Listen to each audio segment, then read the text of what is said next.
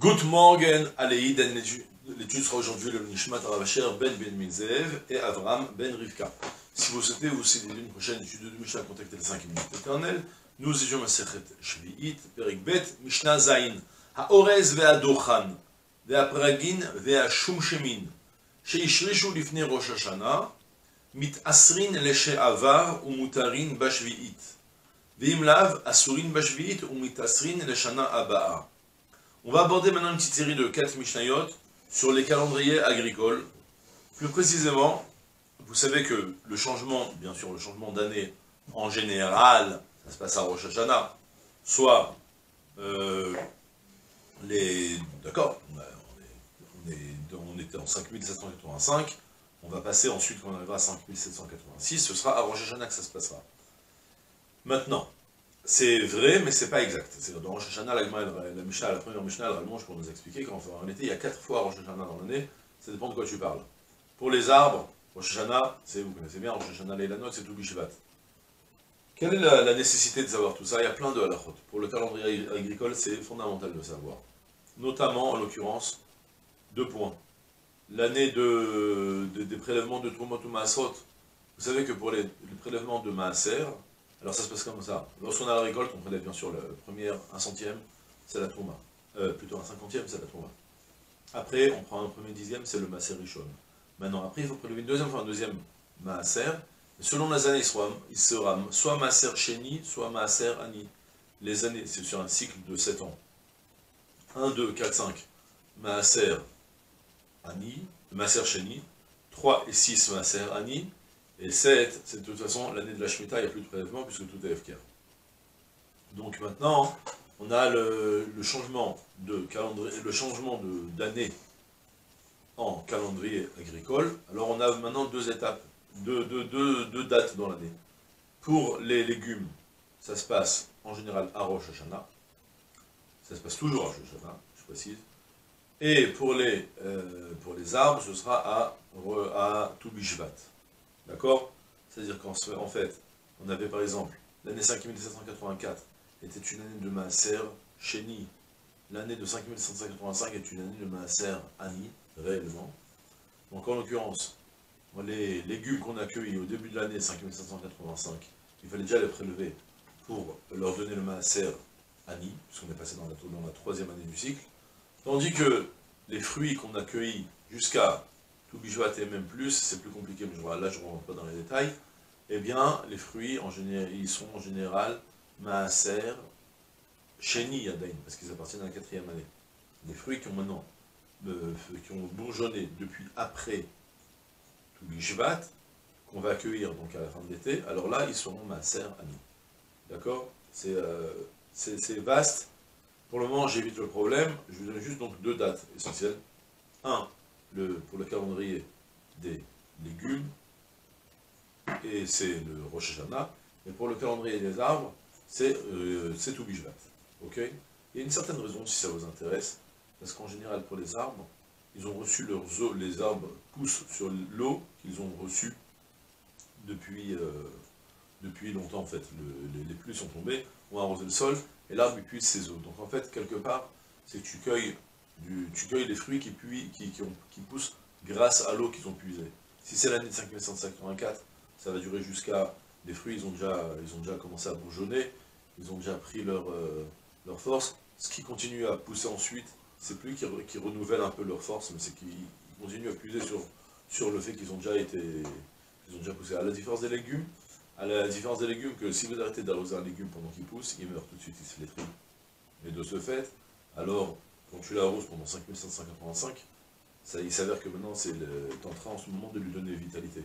À la différence de l'arbre qui a déjà pris sa force de vie et qui continue à vivre tout seul. C'est l'idée générale, on ne rallonge pas plus. D'accord? Donc on retient les 2 dates. Maintenant, je vais mettre le focus maintenant sur les légumes. Là, c'est spécial. Les légumes, en général, on va selon la Lekita, le moment où on les cueille.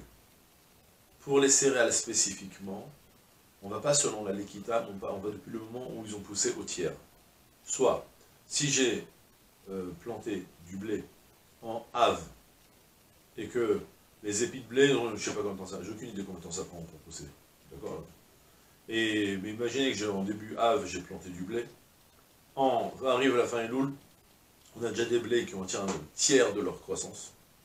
Alors dès qu'on va passer dans l'année d'après, ils appartiennent encore à l'année précédente. C'est spécialement pour les céréales. D'accord? Alors que les légumes, on va depuis le moment où on les cueille. Pour les céréales, on va depuis le moment où ils ont atteint le tiers de la pousse. Et pour les arbres, depuis le moment où ils ont bourgeonné. D'accord? Mais je laisse les arbres de côté. Pour le moment, je m'intéresse aux légumes. Donc je vous ai dit, le changement d'année agricole, c'est 5700. C'est le Rosh Hashanah classique. Maintenant, qui appartient à quelle année? 5784 ou 5785? C'est simple. S'il s'agit de légumes, tu vas selon le moment où tu les as cueillis. S'il s'agit de céréales, c'est depuis le moment où ils atteignent le tiers de leur croissance. Et là arrive et la même chose aussi pour la Shemitah. Tu veux savoir ce que les fruits, ils ont une doucha de Shemitah ou pas? Eh bien c'est le même principe. Si tu as tes céréales, ils ont atteint le tiers de leur croissance avant l'année de la Shemitah, ils seront plus concernés par les restes de la Shemitah, même s'ils sont encore attachés au sol. Tu ne pourras plus travailler la terre, mais les fruits, tu pourras les cueillir. Les céréales, tu pourras les cueillir sans restriction. Idem avec les fruits de l'arbre. Alors que les légumes, tu seras limité, parce que c'est devenu de la Shemitah. D'accord? Maintenant, on a 4 exceptions dans la Mishnah. Ce sont des céréales qu'ils ont un statut spécial, c'est de ne pas aller selon le tiers de leur croissance, ni même selon depuis le moment où tu vas les cueillir, mais depuis le moment où ils se sont enracinés. C'est déduit de psukim, tout ça, ça dépend pourquoi.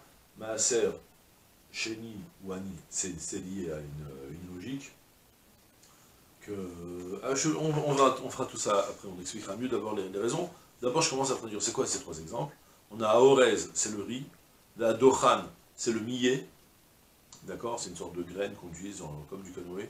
Entre parenthèses, il y en a qui inversent, qui disent que le Orez, c'est le millet, et le Dochan, c'est le riz. Ouais, faites attention à l'hébreu moderne, où en hébreu moderne, c'est devenu le Orez, qui est devenu le riz. C'est pas forcé que c'était ça à l'époque. C'est peut-être il y a une grande discussion sur ça, dans les Mefarshim, comment expliquer. Donc, Aorez va Dochan, donc le riz et le millet, peu importe dans quel ordre. Va Pragin, va Shumshemin. Alors, Pereg, c'est les graines, pas des graines de pavot, ça m'échappe.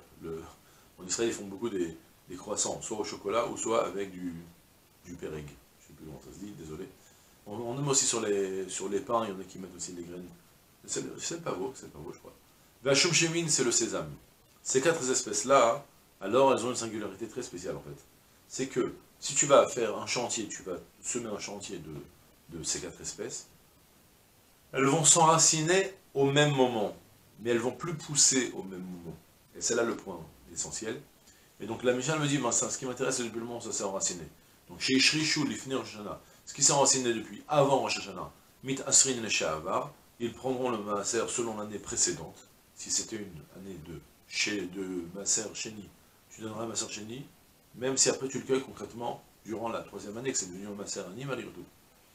Et aussi, au Moutarin Majuit, ils seront permis pendant la Juit, il n'y aura aucune restriction dessus, parce qu'ils ne sont pas Kadosh, Biglushat Juit. Pourquoi?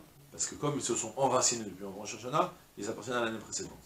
Par contre, Veimlav, et sinon ils ne se sont pas enracinés avant Rosh Hashanah, ils s'enracinent après, ou bien même, on parle qu'ils s'enracinent avec à la sortie de Rosh Hashanah aussi, c'est la même chose, ils sont enracinés pendant la 7e. C'est pas tellement fréquent, parce que tu n'as pas pu semer pendant la 7e année. Mais malgré tout, en tout cas, Veimlav, par contre, si jamais ils ne se sont pas enracinés, c'est-à-dire tu as semé ton champ, mais ça ne s'est pas enraciné depuis avant Rosh Hashanah, et bien quoi? Asurin Majuit, ils seront interdits pendant la Shemitah parce que c'est une pousse entière de juillet. Et au Mit Asrin Neshana Abba, et leur année agricole, par rapport au prélèvement de Trumot au Masrot, ce sera l'année d'après. D'accord? La raison pourquoi c'est comme ça, alors pour la Shemitah, c'est déduit de Psukim, et pour le Maaser, en fait, c'est expliqué que c'est comme le Maaser dans ces espèces, il n'est que Midarabanan. Selon la Torah, il n'y a que 3 espèces qui sont possédées de Trumot Masrot. C'est ce Dagan, Tirosh et Yitzhar. Dagan, c'est les céréales, les 5 céréales. Tirosh, c'est le vin. Et Yitzhar, c'est l'huile. C'est les 3 espèces, donc l'huile d'olive. Les olives, le raisin et les 5 espèces. Et les 5 céréales. C'est les 3 espèces qui sont imposées par la Torah, les autres c'est que Midrabanan. Et Chachamim, ils ont préféré donner une date qui correspond à tout. Parce que alors, ce que tu sèmes en général et que tout pousse en même temps, alors va selon la Lekita, on va depuis le moment où le tiers pousse. Mais lorsque tu en as un qui commence à pousser l'autre, il prend plus de retard pour pousser. Et donc du coup, tu ne peux pas fixer un moment fixe en disant c'est un champ que cette année-là, de ce champ, on prélève du Maaser Sheni, on prélève du Maaser Ani. Les gens ils vont commencer à s'embrouiller. Ramé ont instauré que tu vas selon le moment de la Hashracha, depuis le moment où ça s'enracine dans le sol. D'accord? Et c'est tout pour aujourd'hui, c'est une journée pleine de Hatzlacha, Kol Tuv Sela.